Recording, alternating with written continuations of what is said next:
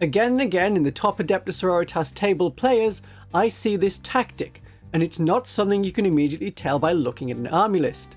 The top Adepta Sororitas players use characters in their army.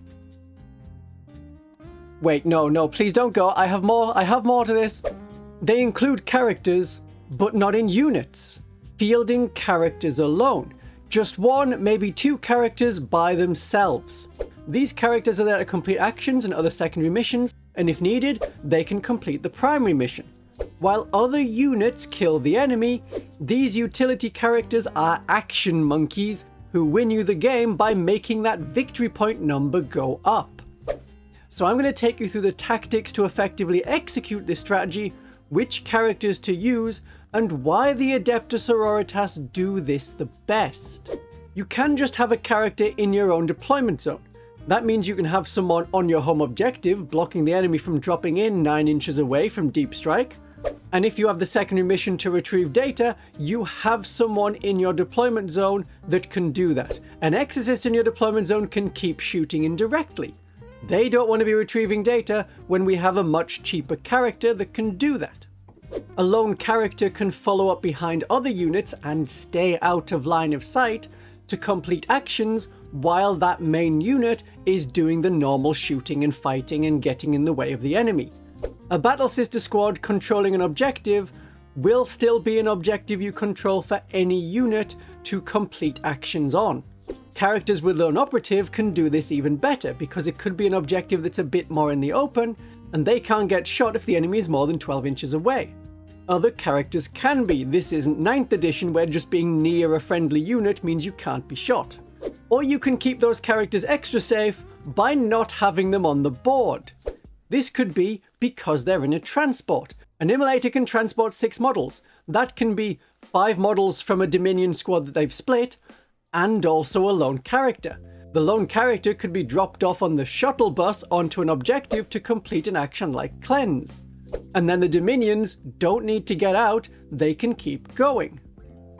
Or you could do this with a Rhino, and then you're not getting out and can still be shooting from the top hatch, while you're also depositing a character onto an objective to complete missions. If you needed table quarters, you can have a character get out of the vehicle, then move the vehicle into a different table quarter, and now you're scoring 2 table quarters from them. Or you could be off the board because you're in reserves. Having one model walk into the enemy deployment zone in turn 3 for behind enemy lines and retrieve data and table quarters, that's really valuable. The enemy deployment zone isn't Mordor. Unless the enemy in battle round 3 is still able to screen their entire deployment zone, you will be able to fit one model on in a space where you may not have the room to fit 5 Seraphim. And for some of the deployment maps like Hammer and Anvil deployment, you can just walk onto an empty objective.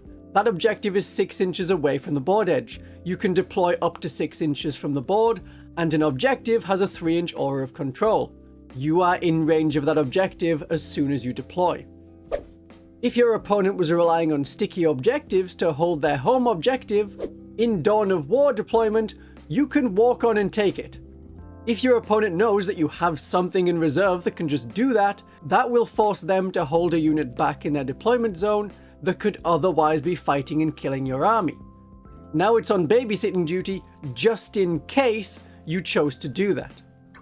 So which characters do we pick? And the Battle Sisters have a lot of characters. The Dialogus is the cheapest one to do this. In the October points update, 40 points for a Dialogus. She has 3 wounds and a 4+ invulnerable save.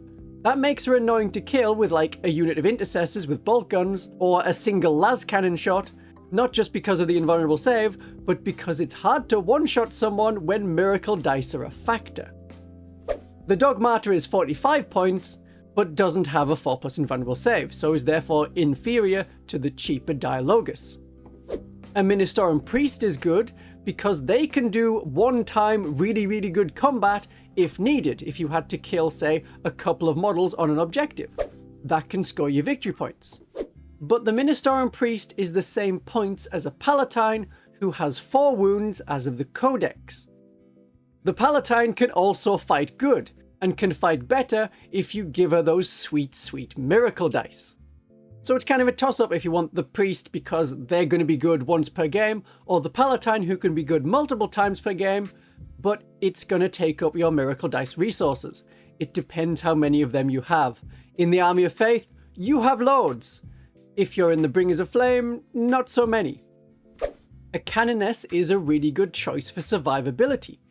Once per game, she can have a 2+ invulnerable save, which says to the enemy, no, I will be continuing to be around, I will be completing my missions and going on to complete more secondary missions and primary missions, like standing on an objective and maybe doing something.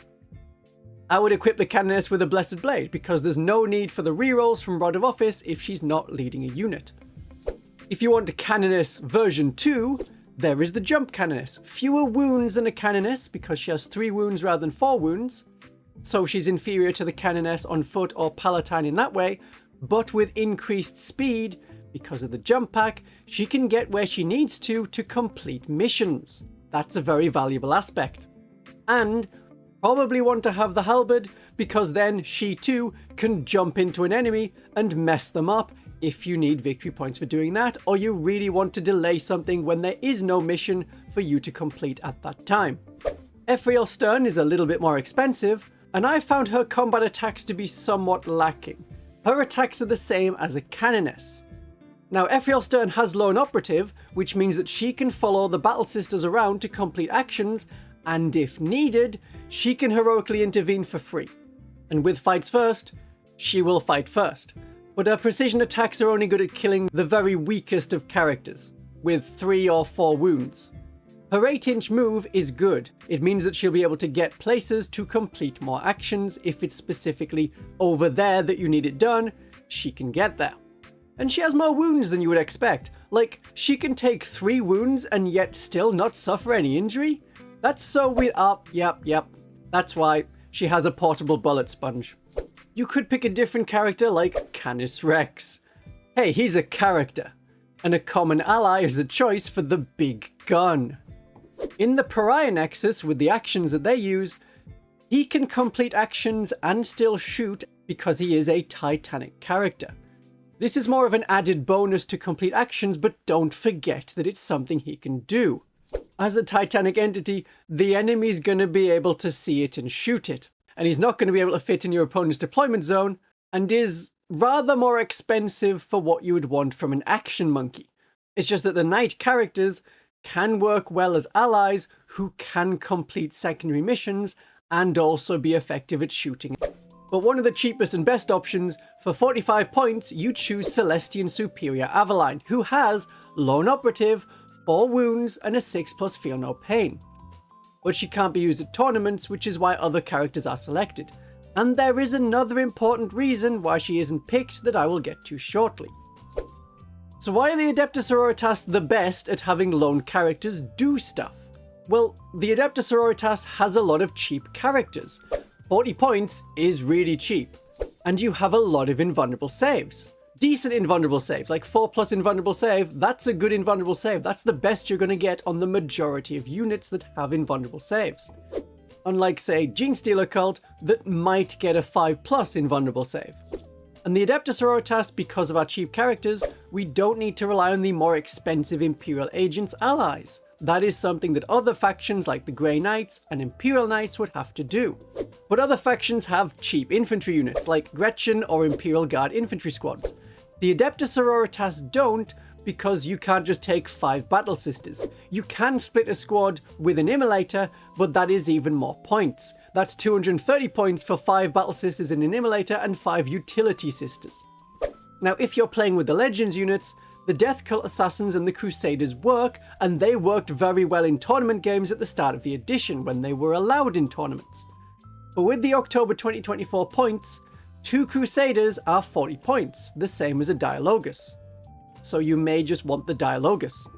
The Death Cult Assassins are 55 points, but they have Lone Operative, and they have Infiltrators so that they can get to work on actions right away. They can deploy onto those mid-board objectives. But one of the reasons you don't pick epic heroes like Aveline is because of the detachment enhancements. As an epic hero, you can't have enhancements, and the enhancements really help with survivability, so that you don't just get killed by a few lasguns, you can stick around turn after turn to continue scoring points. In the Hallowed Martyrs detachment, there is the Mantle of Ophelia. It's for a Canoness or a Palatine only, but it changes damage against them to damage 1. Any damage 2 weapon can take them out in 2 shots normally, but not now. It's one of the more expensive enhancements. Alternatively, have the Saintly Example. Accept that they will die, and when they die, they will generate D3 more miracle dice for you. A lone character is a really obvious target for your enemy's light anti-infantry firepower, but the Hallowed Martyrs has a stratagem to counter just being dead as Divine Intervention applies. The character gets back up, and they can continue to score you primary and secondary missions. And when they die again, if they had Saintly Example, that's an additional D3 plus 1 miracle dice. You always get the 1 when they're destroyed. The Saintly Example gives you an additional D3. Celestine, who always comes back, is an option, but she's a far more expensive option. You could have 2 or 3 characters taking her place instead of Celestine herself. The Hallowed Martyrs may be the best detachment to go hard into this tactic, as you can also throw a character into harm's way, and then with Suffering and Sacrifice, well, Angron could cleave through your battle sisters that are on an objective, or he can kill 1 sister, and you keep the objective for the primary mission for another turn. In the Army of Faith, there's the triptych of the Macarian Crusade, not to be confused with the recently released Crusade relic of the same name. Well, that's a whole separate set of rules that you can use. The triptych in the Codex lets you use any miracle dice to pass a save. You don't even need a good invulnerable save. Use a 1 on a miracle dice to pass that save. And you can do this twice per phase because of the Army of Faith detachment rule. When I play the Army of Faith, every time I have loads of 1s and 2s left. This is a great place to use them.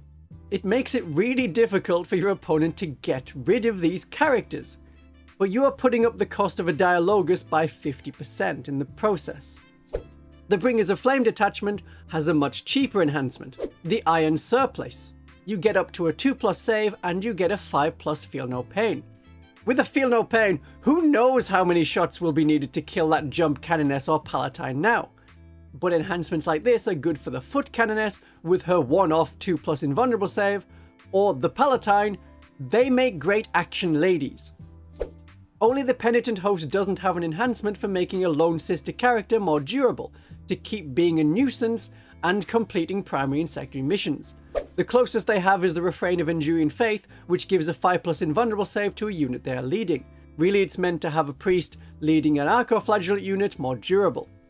Now, this is just one of the tactics that are used, and there are loads more for 1000 point games, and most of them also work in 2000 point games. My darlings and viewers, have a great day of 40k!